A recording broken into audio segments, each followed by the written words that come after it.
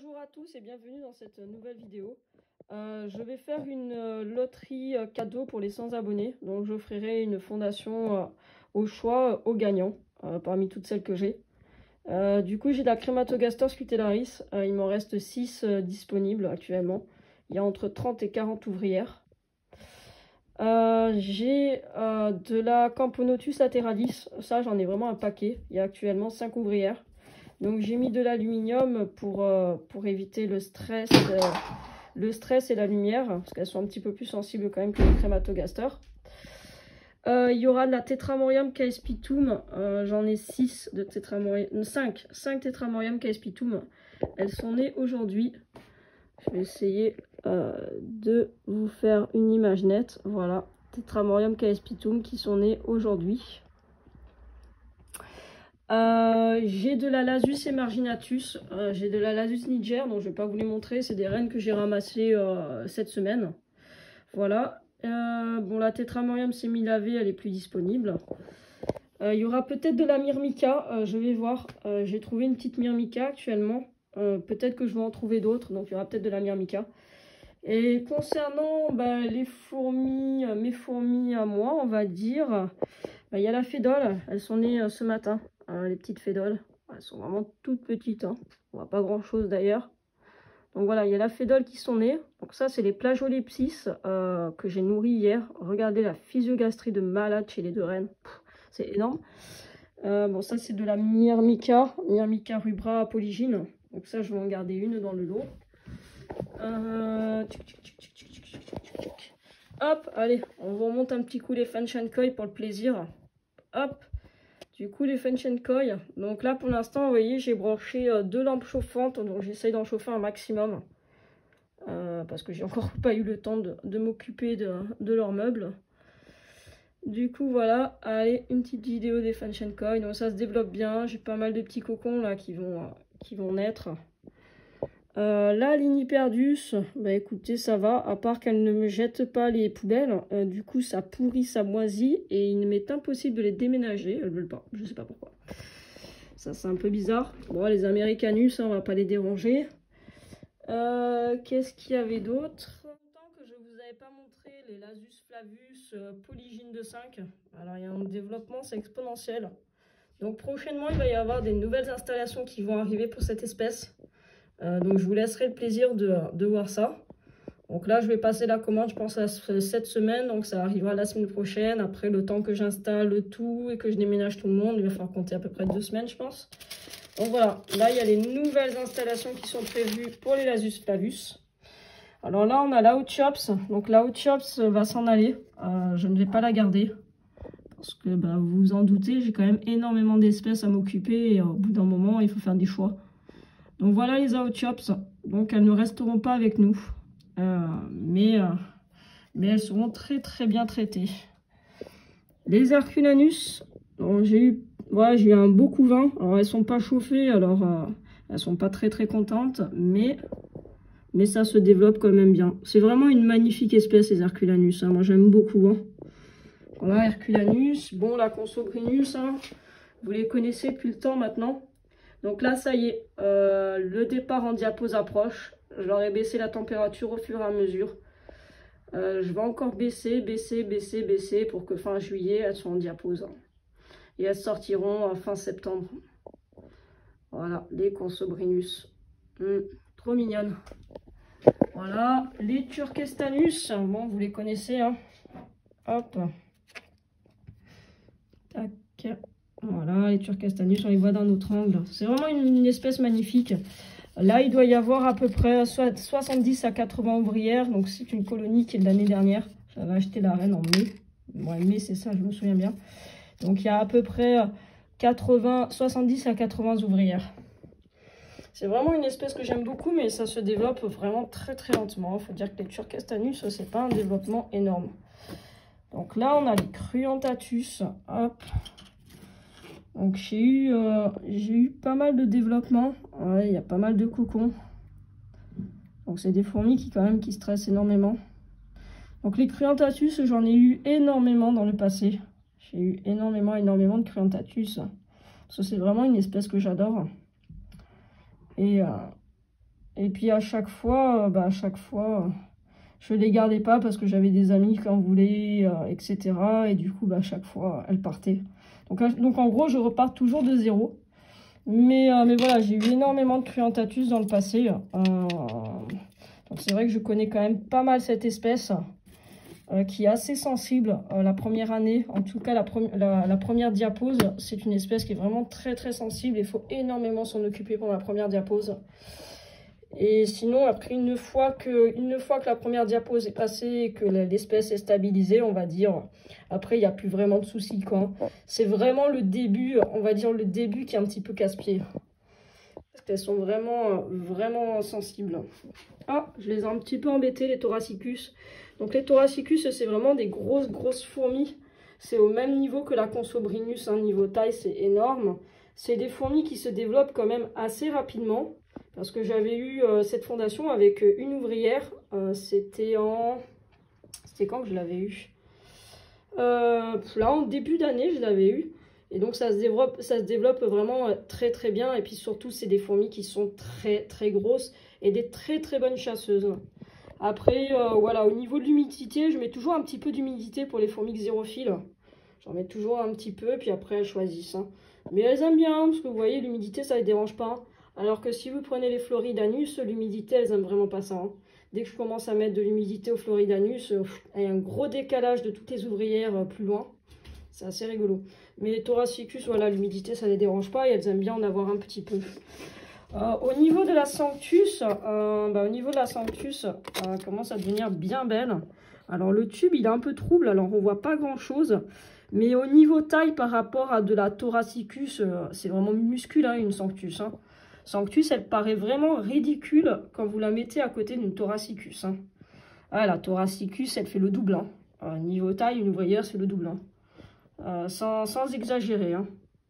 Donc c'est vrai qu'à côté, quand je les regarde les deux, parce qu'elles sont toujours ensemble, c'est ridicule. Hein. Et pourtant, les Sanctus sont quand même assez grosses. Hein. Bon voilà, ça c'est les Aphaenogaster Texas. Donc au niveau de l'ADC, elles vont garder cet ADC là, parce que de toute façon j'en ai pas d'autres. Mais pour les tubes, j'ai un module à 8 tubes que je vais leur filer, qui va être raccordé à cet ADC là. Donc je vais faire ça prochainement. Les Formica cinerea, d'ailleurs là vous allez mieux voir le côté argenté de cette espèce. C'est vraiment des très très belles fourmis les cinerea. Moi je les aime beaucoup. Alors j'avais eu à l'époque, je l'ai revendu en mai, j'avais eu la Cunicularia l'année dernière. Donc je l'ai revendu. Parce que c'est vrai qu'au niveau des Formica, les Formica que je vais garder, ça va être la Formica cinerea. Et après, je pense que je vais faire de la Formica rufa, Formica sanguinea. Et après, si j'arrive à avoir les lugubris, etc. Mais voilà, Cunicularia, je pense pas recommencer. Malgré que j'en ai plein dans le jardin. Donc je risque d'en avoir. Il y en aura peut-être pour la loterie cadeau. Ça, c'est à voir parce que j'en ai vraiment pas mal. Dans le jardin, en fait, j'ai de la Lasus emarginatus, Lasus niger, Myrmica rubra, la Lasus flavus. J'ai de la Formica, ce que je pense est de la sanguinea, de la Formica cunicularia. J'ai de la Formica fusca aussi. Donc, je pense que je vais avoir des reines dans tous les cas. Donc, on verra bien ce que j'arrive à récolter. Et du coup, voilà, tout ça pour dire qu'au niveau des Formica, je vais garder que la cinerea et je vais faire de la rufa ou de la sanguinea. C'est parce que j'en parle pas beaucoup au final. Je les élève dans des tubes comme ça. Donc, c'est des tubes de 10 mm de diamètre. Et je les élève dans du sec en fait. Et j'ai remarqué que face à des Temnothorax qu'on élève dans l'humidité, j'ai un meilleur développement dans des tubes comme ça que dans des tubes comme ça au final. Donc voilà, donc je pense que les Temnothorax préfèrent vraiment le sec plutôt que l'humidité. Après c'est vrai que l'humidité ça a tendance à attirer les acariens. Dans celles qui sont humides, j'ai eu beaucoup de problèmes d'acariens et ça me dévore le couvain. Ce qui fait que ça me ralentit beaucoup les colonies. Alors que dans du sec, du coup j'ai pas de problème d'acariens, donc pas de problème de couvain qui se fait dévorer. Donc du coup la colonie est moins ralentie. Il y a peut-être de ça aussi. Hein. Et donc là, j'en ai une autre, c'est pareil, vous voyez, celle-là, elle est un tout petit peu plus vieille que celle-là. Et pourtant, elle est moins développée. Alors après, c'est un tube de 15 mm, je suis d'accord, il est beaucoup trop grand. Mais je n'ai jamais réussi à les faire sortir de là. Donc écoutez, pour l'instant, eh ben, je les laisse, hein, tant que ça se développe, hein, ça se développe. Après, il y en a des ouvrières, il n'y a pas tout le monde, hein, je crois qu'il y en a dans l'ADC, là. Il doit y en avoir, et puis elles sont pas mal dans le bois, là, le petit morceau de liège, elles se mettent à l'entrée, là. Donc il y en a, il doit y en avoir une trentaine quand même. Donc voilà, tout ça pour dire que moi, les thémnothorax, je les élève comme ça, parce que j'ai d'autres tubes, hein. J'en ai encore quelques-uns qui sont là-bas. Et au final, ça fonctionne très très bien. Vous voyez, je relis à une ADC comme ça, et ça fonctionne très très bien. Tube humide, voilà, à confirmer, mais moi en tout cas, j'ai remarqué que ça me ralentissait un chouïa le développement. Je vous présente ma nouvelle Latéralis parce que j'ai vendu celle dans le module en verre en fait. Donc je repars de zéro pour les Latéralis. Alors pourquoi je repars de zéro? Tout simplement parce qu'en fait j'avais envie de recommencer. Il n'y a même pas vraiment d'explication, mais j'avais envie de repartir. De repartir sur une nouvelle et du coup voilà. Donc vu que j'en avais plein, je me suis dit bah c'est le moment. Donc je me suis choisi vraiment ma petite reine avec une tête bien rouge. Je me demande si j'ai pas pris celle qui avait la tête la plus rouge. Voilà. Tic tic. Et du coup bah là je vais les brancher au module que vous voyez là. Hop. Donc je vais faire tout ça. Voilà les Aberiri de 2. Allez, je vous les montre. Hein, tant qu'on y est. Parce que je suis en train de les installer pareil dans un nouveau module. J'installe tout le monde en ce moment. Allez, je vous l'avais promis à un moment donné de vous la montrer. Ma Messor Extra Red. Donc voilà. C'est ma fondation. Je vais leur commander un nid très prochainement. Donc je vais leur prendre un Starrent compartimenté. Parce qu'à mon avis, le temps qu'elles me le remplissent, je vais en avoir pour un petit moment. Donc je vais prendre un Starrent. Et puis, j'allais dire, je vais voir à brancher une sorte de grenier à graines à côté du Starrent. Pour pas qu'elle me stocke les graines à l'intérieur. Donc je vais voir comment je m'y prends. Mais voilà, du coup, bah, la fameuse reine Extra Red. Elle est vraiment très très belle. Hein. Hop, j'essaie de vous la montrer un peu sur toutes ses coutures.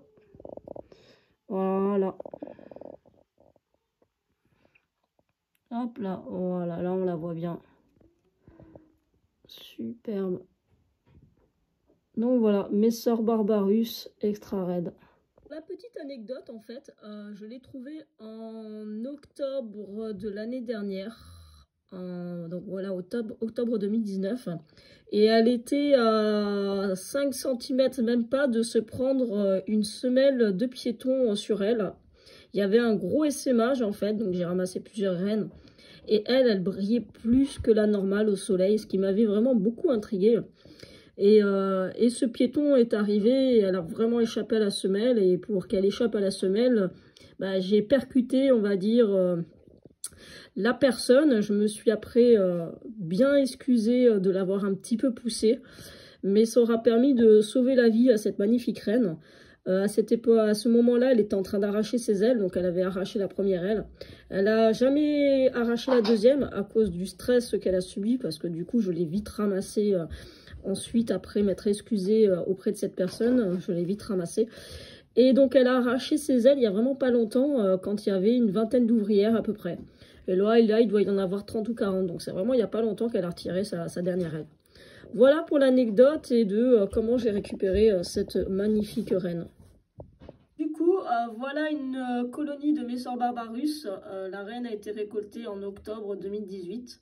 Vous ne l'aviez jamais vue parce qu'elle était à l'école de ma fille et que je l'ai récupérée là, du coup, pour le départ. Donc voilà, il y a à peu près 300-400 ouvrières. Donc là, elles sont un petit peu excitées parce que j'ai enlevé le cache. Donc je ne sais pas encore ce que je vais en faire. Est-ce que je vais la vendre ou est-ce que je vais la remettre dans une école? Je ne sais pas du tout parce que c'est vrai que j'aimerais monter un projet pédagogique pour les écoles et pouvoir leur mettre à disposition des fourmilières de Messor Barbarus. Donc c'est un projet que j'ai. Est-ce que je vais le réaliser? J'en sais franchement rien du tout. Mais du coup, bah, je vais y réfléchir. Allez, on leur remet le cache. Hop! Voilà pour les Messor Barbarus.